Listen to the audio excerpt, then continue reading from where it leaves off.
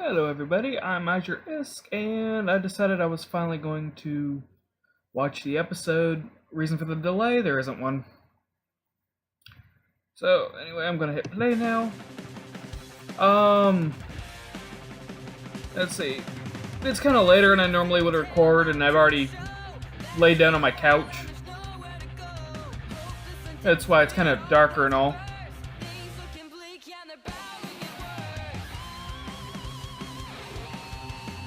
I think my favorite intro is still probably the second. Is the Nora with the boop. There's poor Ozpin. No, not poor Ozpin. Screw Ozpin. Poor Oscar. I'm not a huge fan of Adam, though he doesn't surprise me. I do like Hazel. Sun, not a huge fan of. I do like Blake. No, I think I like her, but don't know that much about her. I still love Raven's voice. Oh, you haven't quite decided on. I do like the Knight. And Hazel just looks like an absolute beast. But I also like what we've seen so far of him. And Mercury I used to like. She likes riding on that sword. She did that in the trailer too. Just realizing.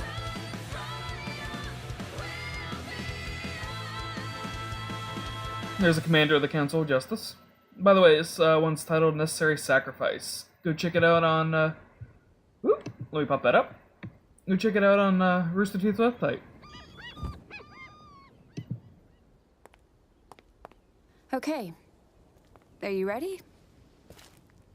I've beat up on giant monsters and robots more than once. I think I can handle getting a few signatures. I mean, that's possibly true. He would be a good one to get signatures, admittedly.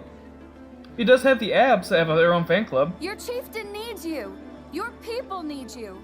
Please, join the fight and help us save Haven Academy. I do really like the look of Menagerie, though. The color scheme... Oh, no, I guess it's about right, but his hair completely blends in. We'd love to have someone with your skills on our side. Mata. Get back inside. I get the feeling You're not going anywhere. the White Fang got to him first. Especially considering that's blank. Might be worth it putting false names on there, though it's a little dishonest just to get more people to sign up. People don't like to be the first to do something. Huh? Huh? I get the feeling the White Fang got to people first, as well. Huh?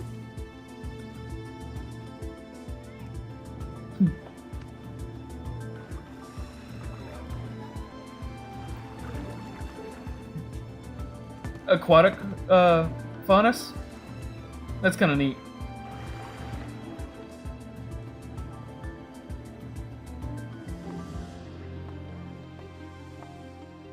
Yeah, I can see why it's disheartening, though.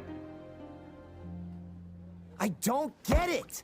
How can they just sit around and do nothing with the White Fang getting ready to attack? Because not everyone is like you and me. The faunus here in Menagerie, the ones that weren't born on the island, moved here because they were tired of fighting. There's Of that, having too. to struggle constantly. Menagerie is filled with people that just want to be left alone. And here we are asking them to put the rest of the world before themselves. I guess I never really thought about it like that. The problem is, whatever happens at Haven is going to affect them whether they like it or not. If Adam gets his way and Haven falls, it's only going to make things worse. The communication's still going to be down. Everywhere. Admittedly, there is a point that Adam and them would He's cause the other guy you issues. used to work with? Yes. Oh, more information on this. Sorry. Forget I brought it up. No, it's okay. Have you ever met someone and thought to yourself, they are the personification of this word? Okay, well, I remember getting to know Ruby and thinking, this girl is the embodiment of purity. After a while, I saw Weiss was defiance, and Yang was strength. What am I? Abs. Jury's still out on that one, but I'm leaning towards Ernest. That does fit. Purity, defiance, and First, strength, I thought huh? Adam was justice. Then I thought he was passion. But over time, I realized I was wrong. He wasn't Destruction? any of those things. He was spite. Spite? Yeah, Not that makes hatred, sense. Not rage, spite. He won't accept equality, only suffering for what he feels the world did to him. And his way of thinking is dangerously contagious. And it's kind of scary how many That's people what worries I've me about Ilya. met She's and known not that like have Adam. Not yet, at least. similar issues with But I don't know relationships. how long it will last. She was your friend, huh? She was. Her chameleon traits meant she could pass as human. She could have lived a normal life if she wanted. But she didn't. I Sorry, always my eyes admired being that. kind of funny. She lost her family in a mining accident when she was young, and she joined the White Fang. Like me, she was more or less trained on the road alongside other faunus. She learned to survive, to defend herself. But as people like Hey, Sienna an and umbrella. Adam started to gain a following, she became more dangerous. Not quite a strawberry sunrise, though. I guess I did too. My parents tried to get me to leave with them, but I refused. I had Adam and Ilya, after all. You know we're going to have to face her eventually. I know. So, what are you gonna do? I'm going to try and help her the way you helped me. Hmm? You showed me that sometimes you need to be there for a friend, even when they don't want you to be. I was drowning in guilt. Something to and be said for fear. that. I tried to push you away, but you didn't give up on me. And I can't give up on Ilya. It's about time I saved my friends for once. But there also comes a point where you have to let, the best way you can help somebody is let them deal with the problem. Poor Oscar. You're really getting better, huh? Possessed by a Are 900-year-old you demon. hungry? It's almost dinner time. Or possibly even older. Yeah, that sounds good. I was about to call it a night anyway. I do like Weiss's Defiance, so that you've never makes a fought lot before? of sense. Just the occasional small grim. Nothing like this, though. Wow, you look like a natural. It's strange. I've only had this cane for This a is few the- weeks, but I feel like They're I've had at it for a the lifetime. Beacon equivalent. Longer, even. So why are there a bunch of just random I weapons sound laying like a around? Crazy person. I mean, yeah, just They've a already been little. trained how to fight. But at this pace, you'll be combat ready in no time. Yeah, I did see this one quote in this, screenshot with the I'll quote. see you upstairs. How do you handle all of this? What do you mean? But why are there weapons here? I'm scared. I'm more scared than I've ever been in my life. Than I ever thought was possible. I always knew that I wanted to be more than a farmhand. See, I'm not talking about the ones on the walls, I'm talking about those. Who would ask for this? Why wouldn't they use their own weapons that they've already made?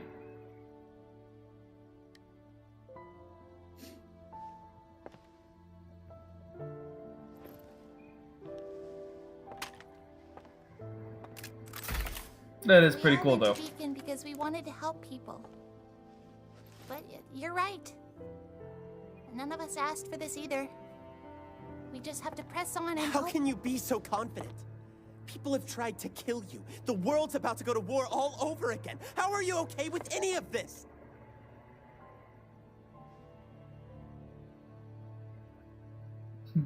Oscar realizing he didn't have to When be here. Beacon fell, I lost two of my friends, Penny Polandina and Pira Nikos. I didn't know them for very long, but Yay, thank that you, doesn't Rooster change Teeth. the fact that they were two of the most kind-hearted people I'd ever met. But that didn't save them.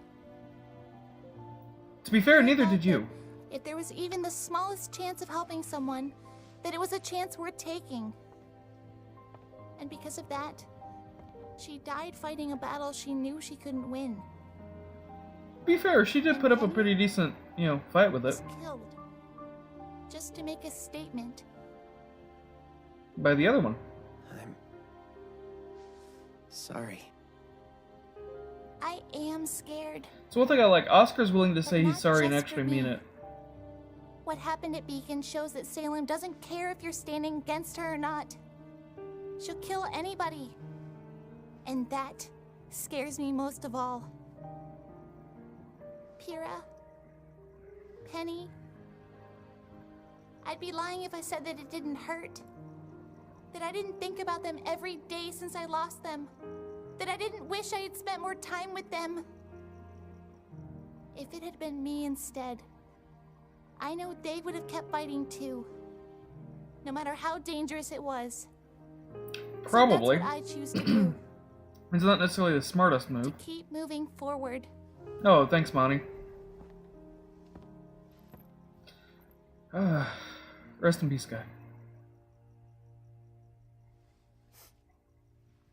Come on. If we don't hurry, Nora's gonna eat everything. It wouldn't be the first time. Hey, Oscar. This isn't gonna be easy. But the fact that you're even trying says a lot about you. You're braver than you think. And he's being manipulated and coerced. And lied to. She really is remarkable, isn't she? Yeah. She must have been one of the best huntresses at Beacon, huh? In some ways, yes. But in many others, no. She has her quirks, her faults, just like everyone else. But she also possesses something unquantifiable, a spark that can inspire others even in the darkest of times. This must be really hard on her, too. It most assuredly is. And that may be the most honest we've seen Pinhead. That's pretty cool. Your thoughts? Are of no significance. If this is how High Leader Taurus wishes to proceed, then we shall make it so. Of course, brother. Still. Those two still kind of disturb me. And Come in. who was that in the painting? That didn't look like Ilya, Adam. thank you for meeting with us. How may I be of assistance? Please, stand. We have wonderful news. What is it? We finally received a message from the Mistral Brotherhood. The operation was a success. Was that one Adam of... Taurus has claimed his place as the High Was that their Leader of father? the White Fang. Good. And Sienna? Buried with honor. The other branches of the Fang have been given the story that was agreed upon. A necessary sacrifice. We won't forget everything she did for us. Indeed. Your maturity Necessary and sacrifices are understanding usually a in result of regards bad to this planning. matter is appreciated. Or not enough And planning. it is why we've summoned you here this evening. The White Fang is experiencing a transitional period. Growth requires change. And one way to put it. change can be painful. If it's for the betterment of the Faunus, then it's a pain we can endure. What's our next mission? Containment. With the CCT towers still inoperable, we have the luxury of control over the flow of information. News not of incorrect. Adam's ascension has yet to reach Menagerie, but when it does, the citizens of Kuokawana will undoubtedly react poorly now that the chieftain has spoken out against us. It's my that fault like a the little Faunus have dino? any ground to stand on. Do not concern yourself with past failures, Ilya. Focus on the future. We have an opportunity for redemption. What They do wear you a need me similar The sleeve. Belladonnas are the With, only remaining threat to like Adam's Ren does. assault on Haven Academy. And so, Just they must be silenced. curious. silenced? Like Sienna, they stand in the way of true progress for our people. We would And that never green put thing such on a the burden side on is- you alone, of course. I thought it looked like a Your Yoshi or brothers and something at sisters first. will be at your side. But your relationship with their daughter makes you an integral part of this operation. Blake? We know how close you were with young Blake. Rest assured, High Leader Taurus has requested she be taken alive, but we cannot risk having her present to defend her family. But the people of Menagerie... We'll come to understand what happens to those who speak out against the White Fang. And we'll be left without a leader until our victory is complete.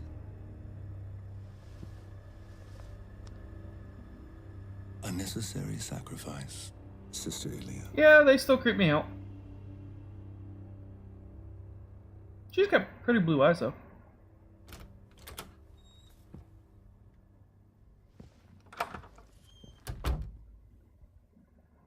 she's right to worry about the citizens. It's possible they may come to see Gira as a martyr. It is a risk we must take for our High Leader. They're not wrong in that. Don't like it, but they're not wrong. I will not allow them to ruin this. The Belladonna name has brought me nothing but grief. You've done well in finding the deserter. Bring her to me alive. But not before you've slaughtered her family. I have a promise to keep. He seems unwell. He carries with him a tremendous burden. Are we sure he is the one to lead us? For now, we must do what is best for the Faunus.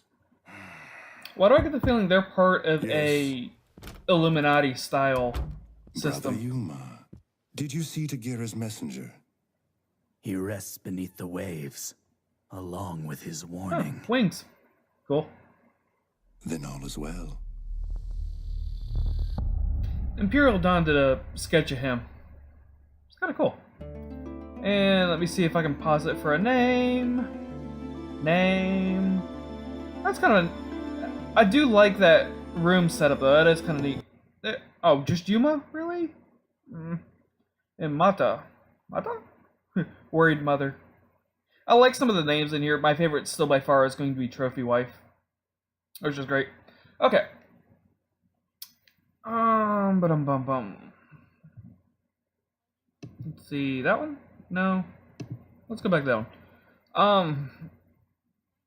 Yuma's not ringing a bell. And it seems like he's going to be somebody that's coming back, so I actually will take a look real quick. Does the word it's city in Arizona? It's a desert. With the wings maybe as a harpy? And apparently there was a shooter. Or a shooting back then. Which, by the looks of it, you know, based on the timestamps of the story articles, would have been before this episode would have been produced. And Fennec and Carissa Galbane. Pinhead, there's Oscar, Ruby. So I didn't have any of the, and no, because Blake and Son.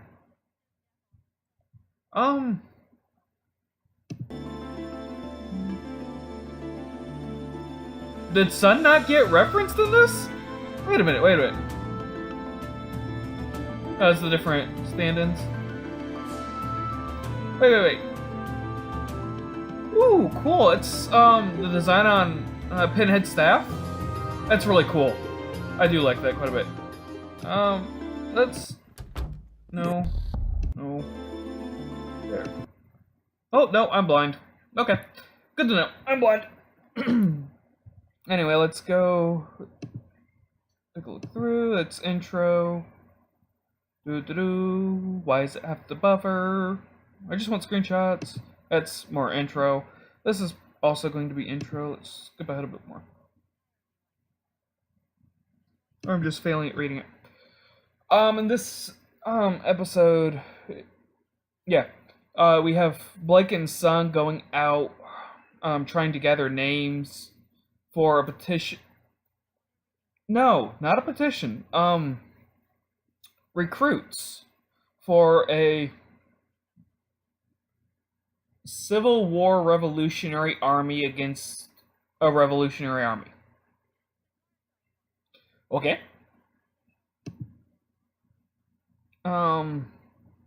Also, they had their conversation. We get a look into Blake's philosophies and ideologies. Where this is also a game I've played with different people. Where you boil somebody down to a word. Or she does it to one word, I do it a little bit different. The way I look at it is describe somebody in 2 words, one positive, one negative. It's not easy sometimes. It's really not, but it shows a good look at, and some people have come up with some rather great things for some of the characters. I've actually did it for volume 1 through 3. I've gone through actually all the characters and did this on the Amino a while ago. I'm not in the Amino very often anymore, just because room on my phone and nobody was on when I was. But it also gives a look into the person's persona. You know, it's actually something a teacher in my high school did when I graduated for his speeches, is he would have the student come up, ask who they admired and why. Because that's often a indicator of their own person. You usually see, the good things in other people that you yourself have, or the bad things in other people that you yourself have. It's kind of a weird mirror thing. But she defines RWBY as purity, Weiss as defiance, which I actually really like, Yang as strength, which Yang is strong in a lot of ways. She really is, not just physically. Sun is earnest, maybe, which, pros and cons of that. Though she does make a few good points about Sun's stance. Motives behind it may be more questionable, but his actions certainly are that way. She defines Adam with... let's see if I can find it. The problem is, whatever happens at Haven is going to affect... With? Okay, well, I remember getting to know Ruby and thinking, this girl is the embodiment of purity. There we go. After a while, I saw Weiss was defiance, and Yang was strength. At first, I thought Adam was justice. Yeah, justice. Then I thought he was passion. But over time, I realized I was wrong. In his own way, Adam is justice and passion. In all honesty, these are portrayed quite a bit. You see now the world's justice and personal justice are two different things. You want a great example? Look at Death Note. Look at Lucia the Rebellion. Personal justice and the world's justice are two different things. But he sees, the fauna should be standing on top to balance out the things that have happened in the past. He sees, and he is very passionate about that. Bring them to their knees. This was going to be our day to destroy them. And his promise to Blake, he'll because of her betrayal, he will destroy everything she loves before her. I said, in its own twisted way, it is a form of justice, and it is definitely a passionate thing. Spite also very much fits into this pattern.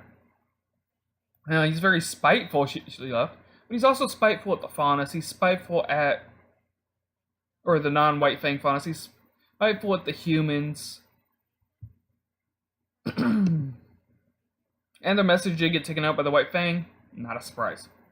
That's more Umbrella in the not Strawberry Sunrise. That would have been hilarious if it was a Strawberry Sunrise. Then we get weapons. Why? Okay. You get to talk with Ruby and Oscar about... You haven't seen outright a lot of Ruby's feelings and her sadness over losing her two good friends, one of which was the first actual friend that she made herself. She was kind of, crammed into, Team RWBY. By a similar token to Team Juniper. But Penny was the first one that, in a lot of ways, she went out and made herself. Though it was kind of, little, it could have taken a very drastic turn, went a little yandere. So no, that one, and seeing her other really good friend destroy her, right in front of her face, was not good for Ruby. And I actually went and linked about this in one of my other videos. I don't remember which one at this point. Not that I have so many, it's just that I don't watch them again. I watch them when I edit them, and that's it. And you see where Ruby's idea is that she has to keep moving. She has to keep, moving forward. It was one of Monty's major philosophies in life. And Oscar sees a bit of that. And I'm somewhat curious now who Pinhead thinks was the best huntsman at Beacon. I don't like Ozpin. I don't trust him. I don't like him. Oscar, I feel really sorry for being possessed by him. And being drug along on things that, quite honestly, he had no responsibility for. It was not his responsibility to go find the Spring Maiden or to, save the world or anything else. It was not his responsibility. At least, now it's more of his responsibility, but when it started, it wasn't at all. He had no reason to go out in the world and do that other than the fact that he was being possessed and manipulated. There's more Ruby talk. There's still the... I get the weapons on the wall, those are decorations. Why those? Unless they're using Mach, but they have their own weapons, they have their aura, and they don't... the training is limited, so... And this is a sparring room, so why... Which... Just realize something.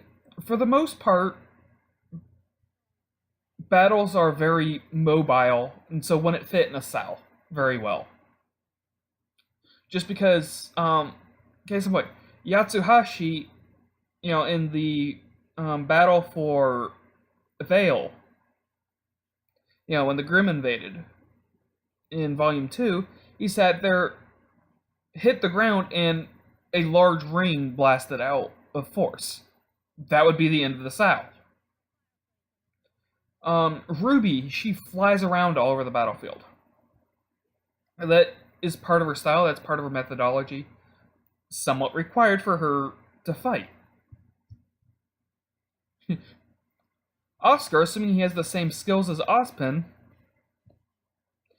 he could be everywhere.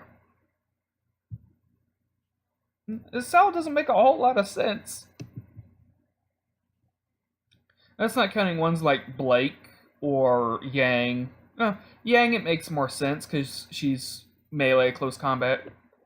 Weiss actually can deal with a lot of ranges fairly well. Ruby is skirmish, but Blake is certainly one of those that, in a lot of ways, wants to be at rank. In a lot of ways, she's a skirmisher too, actually.